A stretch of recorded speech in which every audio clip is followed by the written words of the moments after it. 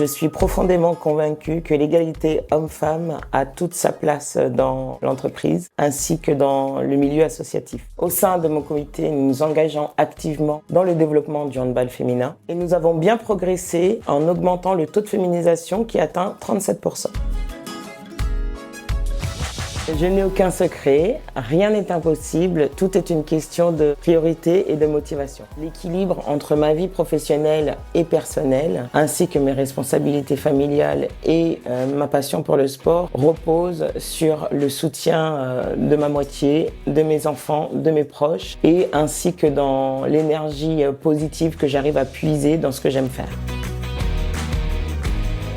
En effet, je pratique du sport depuis longtemps. Mon expérience dans le handball m'a permis de constater à quel point la pratique sportive a un impact positif sur ma vie professionnelle. Je joue dans une équipe de handball composée d'agents RATP. Ces 2 dernières années, nous avons gagné le championnat de France des cheminots.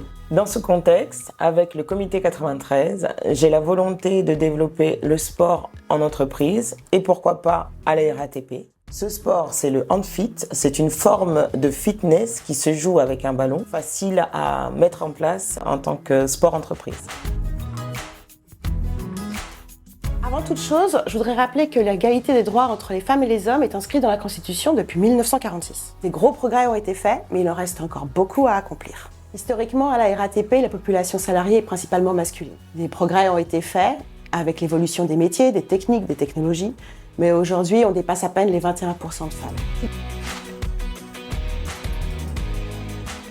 Concernant les conditions de travail, beaucoup de progrès restent à accomplir. Par exemple, on peut s'étonner qu'à l'embauche des cadres de moins de 26 ans, on constate encore un écart de salaire de 19%. Ça représente 384 € bruts par mois, c'est énorme. Et cet écart va naturellement s'accroître avec l'évolution au cours normal des carrières. À l'échelle de l'entreprise, à situation égale, c'est-à-dire en ramenant les rémunérations et temps partiels sur un équivalent temps plein, on a encore un écart de 5% pour les encadrants et un écart de 10% pour les opérateurs entre les salaires des hommes et des femmes.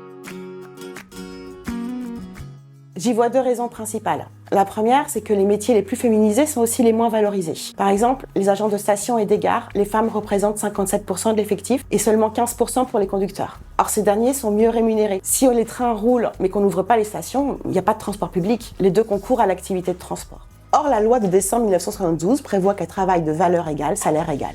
La deuxième raison est la promotion. Par exemple, en 2021, on a constaté que les femmes mettaient 2 fois plus de temps que les hommes à accéder à la catégorie supérieure. Ce sujet a été abordé en séance du CSE central et la situation a été corrigée en 2022.